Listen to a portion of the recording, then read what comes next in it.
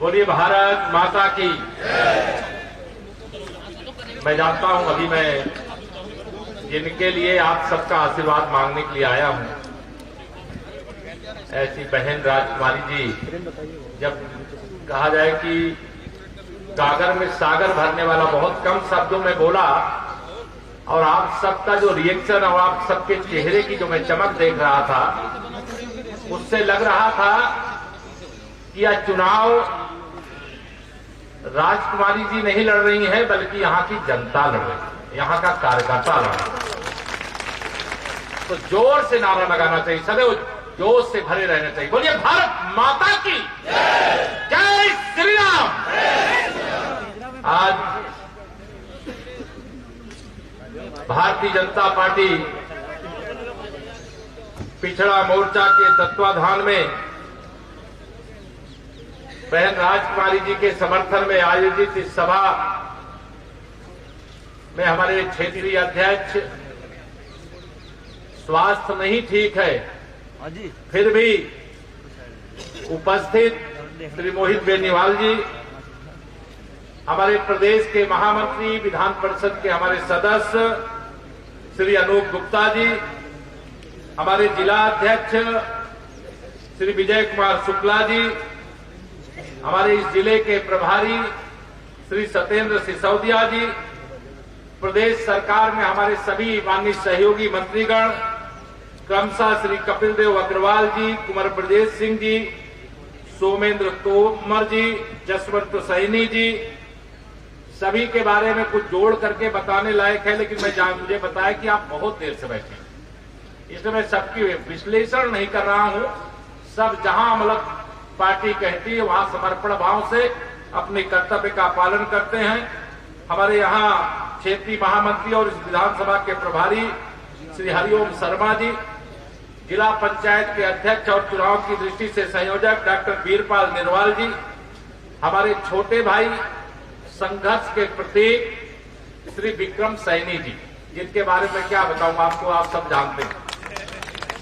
हमारे प्रदेश के मंत्री डॉक्टर चंद्रमोहन जी, विधान परिषद की सदस्य बहन वंदना वर्मा जी, पूर्व सांसद सोहनवीर जी, विधान परिषद के वरिष्ठ सदस्य श्री वीरेंद्र सिंह जी, विधानसभा के पालक श्री अनेश कंवर जी, मुख्य चुनाव अभिकर्ता राजू आहलौत जी, क्षेत्रीय उपाध्यक्ष प्रदीप सैनी जी, क्षेत्रीय मंत्री डॉक्टर पुरुषोत्तम जी, और आज पार्टी में फिर से वापस आए, बीच में चले गए थे तो मैंने कहा आप मत जाना, आदरणीय हमारे हरपाल सिंह सैनी जी, अभिषेक चौधरी जी, पिछड़ा मोर्चा के हमारे अध्यक्ष, जिले के अध्यक्ष सुंदरपाल जी, हमारे सम्मानित विधायकगण अनूप वाल्मीकि जी, हमारी अशोक कंसल जी, उमेश मलिक जी, प्रमोद उटवाल जी, पूर्व विधायक को वर्तमान में सब नाम दे रहा भाई, ठीक है, पूर्व वाले भी हो सकता है भविष्य में बने, ये ध्यान रखिएगा। श्रीमती मिथिलेश पाल जी, बहन सपना कश्यप जी, श्री सतपाल जी, श्री लोकेश प्रजापति जी, श्री गौरव राणा जी, श्री शिवराज रोड जी, हमारे यशपाल पवार जी, संचालन कर रहे पूर्व अध्यक्ष रूपेंद्र सैनी जी, पूर्व जिला अध्यक्ष हमारे सुधीर सैनी जी, गौतम प्रमुख जी, विनीत कात्यान जी, विजय सैनी जी, वीरेंद्र चौहान जी, बहुत नाम है। अभी जैसा मोहित जी कहे, मैं सभी यहाँ उपस्थित हमारे सभी पार्टी के वरिष्ठ नेता, कार्यकर्ता, पदाधिकारी और सामने बैठी हुई जनता जनार्दन, हमारे मुकेश चौधरी जी, विधायक देवेंद्र निम जी, हमारे कीरत सिंह जी, हमारे सब विधायक लोग भी बैठे, कोई छूटेगा तो भाई अन्यथा मत देना। बहुत हमारे बहुत अनिल शर्मा जी, हमारे पूर्व मंत्री जी बुलंदशहर से, और हमारे सभी जितने भी परिवार के साथी कार्यकर्ता, यहाँ बड़े बुजुर्ग जिनके पास आ सकता तो अभी देर हो गई है, नहीं तो वहां आकर के आपके चरण छू करके राजकुमारी जी के लिए आपका आशीर्वाद वहां मांगता। मैं यहीं से आप सबको प्रणाम करके आशीर्वाद मांगता हूं। मेरे सभी नौजवान दोस्तों, मेरी बहनें, मेरे पत्रकार मित्रों, आप सबके सामने मुझे बस इतना ही कहना है। देखो, उत्तर प्रदेश हो या देश हो, अब आप सबको कुछ बताने की आवश्यकता नहीं है। आपने देश में माननीय नरेंद्र मोदी जी के नेतृत्व में 2014 से भारतीय जनता पार्टी की सरकार देख रहे हैं और 2017 से आदरणीय योगी आदित्यनाथ जी के नेतृत्व में उत्तर प्रदेश में सरकार देख रहे हैं और इसमें बैठे हुए बहुत सारे लोग ऐसे हैं जो हमारी सरकार देखने के पहले की भी सरकारें देखें और मुझे कहने में कोई संकोच नहीं है कि दोनों सरकारों के बीच में जमीन और आसमान का अंतर। पहले की सरकारें गुंडागर्दी की प्रतीक थी, अपराध और दंगों का पर्याय बन गई थी। किस प्रकार का अत्याचार, किस प्रकार का उत्पीड़न, किस प्रकार का शोषण आम जनता का होता था, आपको बताने की आवश्यकता नहीं। आपने उस दर्द को झेला है, आप उस दर्द को जानते हैं। मैं आप सब लोगों से केवल इतना कहने के लिए आया हूं, आपको तो श्री राजकुमारी जी को कमल के फूल वाली बटन दबा करके विजयी बनाने का केवल काम करना है। बाकी जिम्मेदारी तो मैं लेने के लिए यहां पर आया हूं या मंच पर बैठा हुआ है वह जिम्मेदारी लेने के लिए आया। हमारा लक्ष्य विकास होता, हमारा लक्ष्य अपराध का अंत होता है, हमारा लक्ष्य अपराधियों के खिलाफ कठोर कार्रवाई होती है, माफियाओं के खिलाफ कार्रवाई होती है। हमारे नंद किशोर गुर्जर जी यहां पर है। मुझे बताया गया कि सपा गठबंधन की ओर से जो प्रत्याशी आए हैं, मुकदमे कितने होंगे, जितनी उम्र नहीं होगी हमारे कई बच्चों की, उससे ज्यादा मुकदमे जिसके खिलाफ लिखे हैं वह आज यहां पर प्रत्याशी बन करके यहां पर सपा गठबंधन की ओर से भेजे गए। मैं आज जब यहां पर आया हूं तो आपको यह भी बताना आवश्यक है, अभी उत्तर प्रदेश में 2022 में भारतीय जनता पार्टी की सरकार बनने के बाद 3 उपचुनाव हुए हैं। एक आजमगढ़ का हुआ है जहां से श्री अखिलेश यादव जी सांसद थे, उन्होंने सांसद की सीट छोड़ी और वहां पर चुनाव हुआ और वहां कमल खिल गया, वहां दिनेश लाल यादव निरहुआ विजयी होकर के आए। और एक उनके चच्चा मोहम्मद आजम खान की सीट खाली हुई थी रामपुर की, वहां पर भी उपचुनाव हुआ, वहां भारतीय जनता पार्टी के प्रत्याशी घनश्याम लोधी जी रिकॉर्ड वोटों से विजयी होकर के देश की संसद में माननीय नरेंद्र मोदी जी के नेतृत्व में अब 64 की जगह हमारे 66 सांसद हो गए और 5 दिसंबर को वोट पड़ेगा, 8 दिसंबर को वोटों की गिनती होगी। और मैं आपको बता रहा हूं, मैनपुरी की लोकसभा में भी कमल खिलने जा रहा है और अब 67 सांसद उत्तर प्रदेश से माननीय मोदी जी के साथ खड़े होंगे। उत्तर प्रदेश में मैं यह विश्वास रखता हूं, फिर भी मैं आप सबसे जानना चाहता हूं, बहन राजकुमारी जी यहां पर प्रत्याशी बना करके भेजी गई है, लेकिन आप सब यहां पर जितने भी लोग उपस्थित हैं, मैं सबसे हाथ जोड़ करके प्रार्थना कर रहा हूं, समय बहुत कम है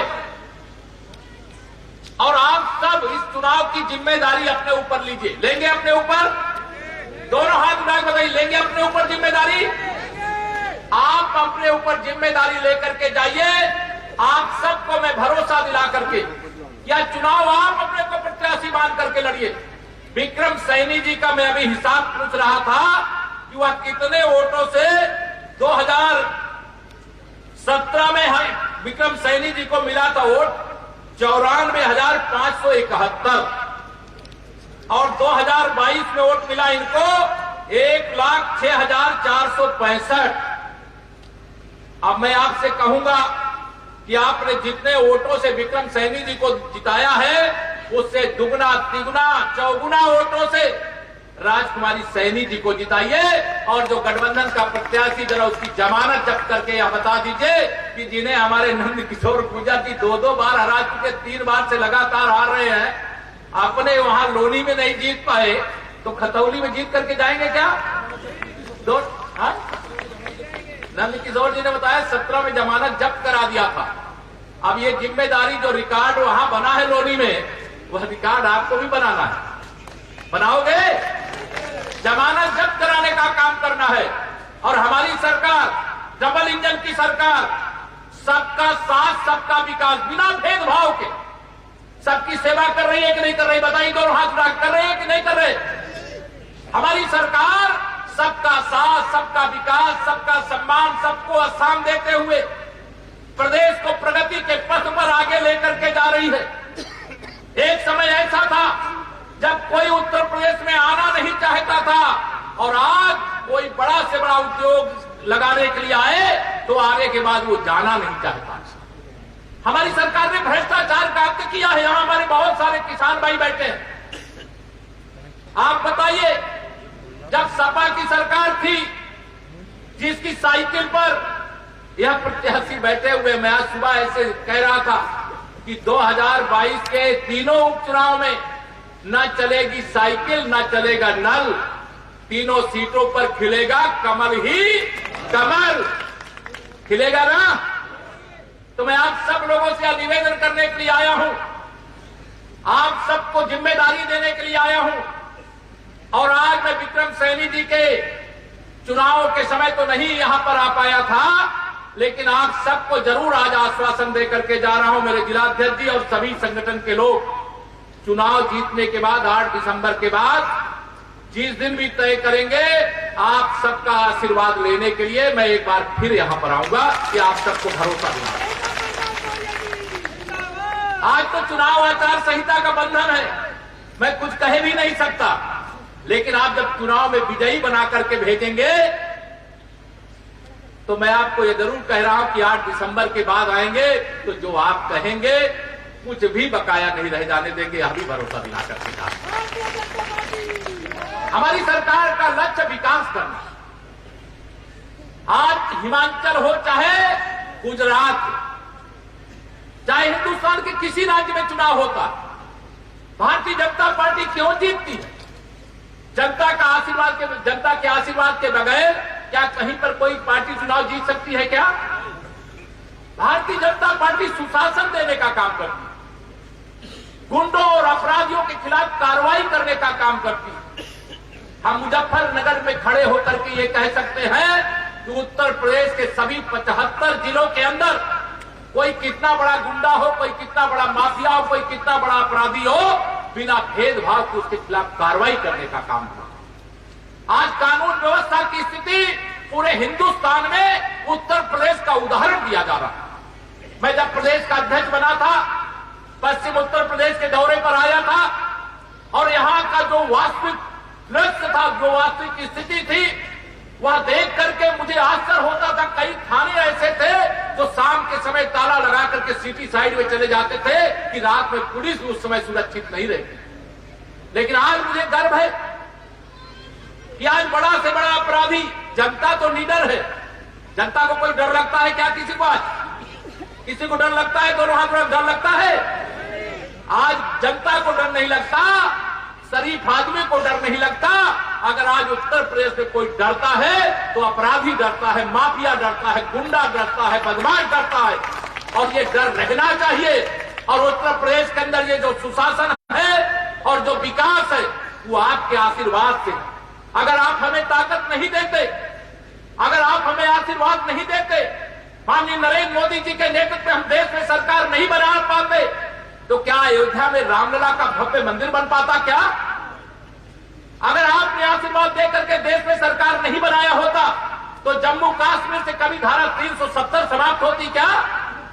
अगर आपने आशीर्वाद नहीं दिया होता तो देश के दुश्मन जो हमारे सैनिकों को हमारी ही जमीन में घुस करके मार करके जाते थे, उनके खिलाफ सर्जिकल स्ट्राइक और एयर स्ट्राइक करके आतंकवादियों को पैदा करने वाली फैक्ट्रियों को पाकिस्तान में घुस करके तहस नहस करने का अवसर आता क्या?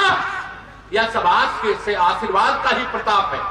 और हमारे प्रधानमंत्री जी कितना परिश्रम करते हैं, हमारे मुख्यमंत्री जी कितना परिश्रम करते हैं। कभी सुना है क्या कि किसी ने एक दिन की छुट्टी लिया है?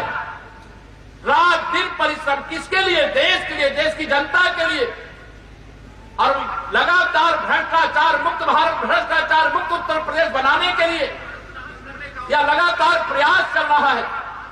हमारे जो भी आयु वर्ग के लोग यहां पर हैं, युवा भी बड़ी संख्या में मुझे दिखाई दे रहे हैं। मैं सबसे ये निवेदन करना चाहता हूं, आह्वान करना चाहता हूं, इस चुनाव में आप वोट देने का काम और दिलाने का काम करिएगा।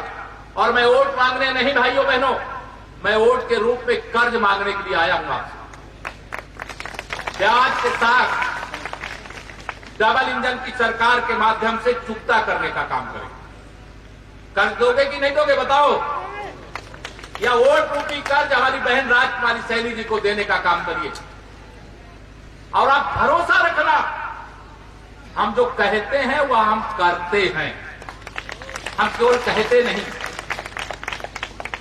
और इसलिए आज आप सबसे यही आह्वान है, यही अपील है, उत्तर प्रदेश देश का सबसे तेजी से आगे बढ़ता हुआ प्रदेश अब बन रहा। जिस उत्तर प्रदेश में हमारे प्रदेश के वासियों को ही अपना घर, अपना व्यापार छोड़ करके कहीं और बसने का ठिकाना खोजना पड़ता था, और आज आप सबके आशीर्वाद का प्रताप है। जिस अपराधियों से कभी पुलिस डरा करती थी, आज वो अपराधी पुलिस से डर करके भाग रहे हैं। जो चले गए थे वो वापस अपने राज्य में, अपने घर में आ रहे हैं, और जो अपराधी है उनको या तो यूपी छोड़कर जाना पड़ रहा है या तो जेल में जाना पड़ रहा है। और ये आप जानते हैं इस समय क्या कार्रवाई है। मैं आप सब लोगों से यहां पर यही अपील करने के लिए आया हूं। लंबी बहुत देरी से आप सब लोग बैठे हुए हैं, लेकिन राजकुमारी सैनी जी के बारे में मैंने जानकारी किया कि आप तो 2005 में ही ग्राम प्रधान थी, जनप्रतिनिधि थी। विधायक बनना एक बार सरल होता है, लेकिन प्रधान बनना कठिन होता है। लेकिन उन्होंने प्रधान बनकर के अगर गांव सभा की सेवा की है तो विधानसभा की सेवा और अच्छे ढंग से करेंगी। ये आप भरोसा रख करके अपना आशीर्वाद दीजिए। 2022 का यह उपचुनाव, 3 उपचुनाव है, एक लोकसभा का, 2 विधानसभा का, और तीनों चुनाव में भारतीय जनता पार्टी के प्रत्याशी मजबूती के साथ लड़ रहे हैं। मैं खतौली विधानसभा के मतदाताओं से जो आए हैं, जो नहीं आए हैं, सबसे अपील करके यहां से जाना चाहता हूं, यह चुनाव साधारण चुनाव नहीं है, यह संदेश देने वाला चुनाव है, और संदेश देने का काम आप करिए। आप जानते हैं अभी हमारी 2027 तक तो उत्तर प्रदेश में आपने जो सरकार बनाई है, यह सरकार रहने वाली है, और 2024 में माननीय नरेंद्र मोदी जी को फिर से आने से कोई रोक पाएगा क्या? बताओ दोनों हाथ उठा करके। फिर दोनों केंद्र में सरकार बनेगी तो यह डबल इंजन की सरकार डबल रफ्तार के साथ मुजफ्फरनगर के इस खतौली विधानसभा सहित पूरे उत्तर प्रदेश को विकास के पथ पर एक नई ऊंचाई देने का काम करने का भरोसा दिलाते हुए बहन राजकुमारी देवी जी को भारी मतों से विजयी बनाने की आप सबसे अपील करते हुए दूंगा अपनी वाणी को विराम। जरा दोनों हाथ उठा करके बोलिए जय